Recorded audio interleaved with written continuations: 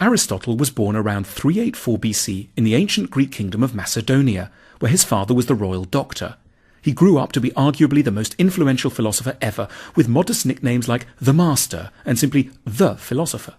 His first big job was tutoring Alexander the Great, who soon after went out and conquered the known world.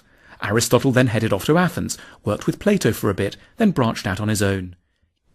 He founded a little school called the Lyceum. French secondary schools, the lycées, are named in honour of this venture. He liked to walk about while teaching and discussing ideas. His followers were nicknamed peripatetics, the wanderers. His many books are actually lecture notes.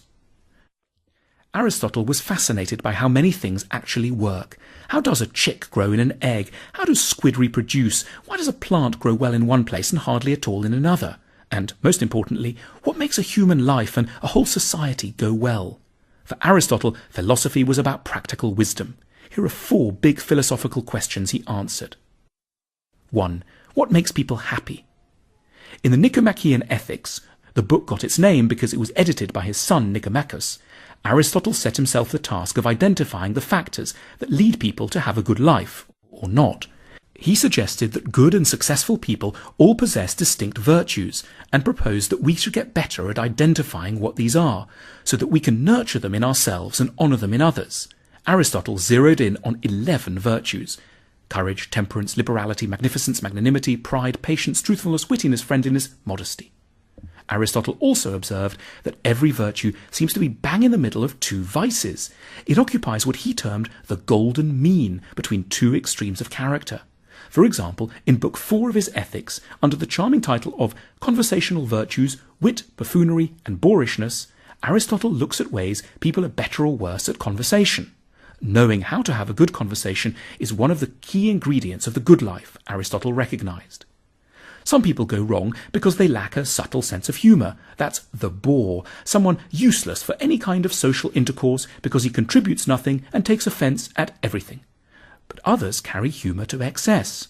The buffoon cannot resist a joke, sparing neither himself nor anybody else, provided that he can raise a laugh, and saying things that a man of taste would never dream of saying.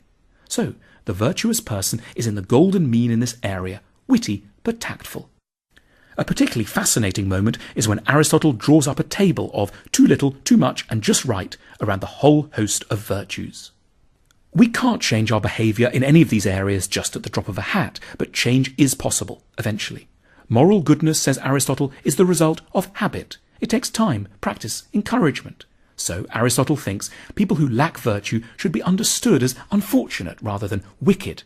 What they need isn't scolding or being thrown into prison, but better teachers and more guidance. 2. What's art for?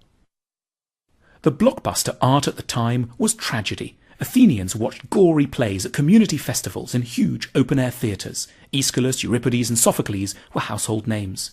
Aristotle wrote a How to Write Great Plays manual, the Poetics. It's packed with great tips. For example, make sure to use peripeteia, a change in fortune, when for the hero things go from great to awful. In Titanic, Leonardo DiCaprio gets Kate Winslet, great, then they hit the iceberg, awful. And anagnorisis, a moment of dramatic revelation when suddenly the hero works out their life is a catastrophe. But what is tragedy actually for? What's the point of a whole community coming together to watch horrible things happening to lead characters, like Oedipus in the play by Sophocles, who by accident kills his father, gets married to his mother, finds out he's done these things, and gouges out his own eyes in remorse and despair? Aristotle's answer is catharsis, which is Greek for catharsis. Catharsis is a kind of cleaning. You get rid of bad stuff. In this case, cleaning up our emotions, specifically our confusions around the feelings of fear and pity. We've got natural problems here. We're hard-hearted. We don't give pity where it's deserved. And we're prone to either exaggerated fears or not getting frightened enough. Tragedy reminds us that terrible things can befall decent people, including ourselves. A small flaw can lead to a whole life unravelling. And so we should have more compassion or pity for those whose actions go disastrously wrong. We need to be collectively retaught these crucial truths on a regular basis. The task of art, as Aristotle saw it, is to make profound truths about life stick in our minds. 3. What are friends for? In books 8 and 9 of the Nicomachean Ethics, Aristotle identifies 3 different kinds of friendship. There's friendship that comes about when each person is seeking fun. Their chief interest is in their own pleasure and the opportunity of the moment, which the other person provides. Then there are friendships that are really strategic acquaintances. They take pleasure in each other's company only insofar as they have hopes of advantage of it. Then there's the true friend. Not someone who's just like you, but someone who isn't you, but about whom you care as much as you care about yourself. The sorrows of a true friend are your sorrows. Their joys are yours. It makes you more vulnerable, should anything befall this person, but it's hugely strengthening too. You're relieved from the too small orbit of your own thoughts and worries. You expand into the life of another. Together you become larger, cleverer, more resilient, more fair-minded. You share virtues and cancel out each other's defects. Friendship teaches us what we ought to be. It's quite literally the best part of life. 4. How can ideas cut through in a busy world? Like a lot of people, Aristotle was struck by the fact that the best argument doesn't always win the debate or the battle. He wanted to know why this happens and what we can do about it. He had lots of opportunity for observations. In Athens, lots of decisions were made in public meetings, often in the agora, the town square. Orators would vie with one another to sway popular opinion. Aristotle plotted the ways audiences and individuals are influenced by many factors that don't strictly engage with logic or the facts of the case. It's maddening, and many serious people, especially Plato, can't stand it. They avoid the marketplace and populist debate. Aristotle was more ambitious. He invented the art of what we still today call rhetoric, the art of getting people to agree with you. He wanted thoughtful, serious, and well-intentioned people to learn how to be persuasive, to reach those who don't agree already.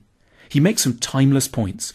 You have to recognize, acknowledge, and soothe people's fears. You have to see the emotional side of the issue. Is someone's pride on the line? Are they feeling embarrassed? And edge around it accordingly. You have to make it funny because attention spans are short. And you might have to use illustrations and examples to make your point come alive. We're keen students of Aristotle. Today, philosophy doesn't sound like the most practical activity. Maybe that's because we've not paid enough attention recently to Aristotle.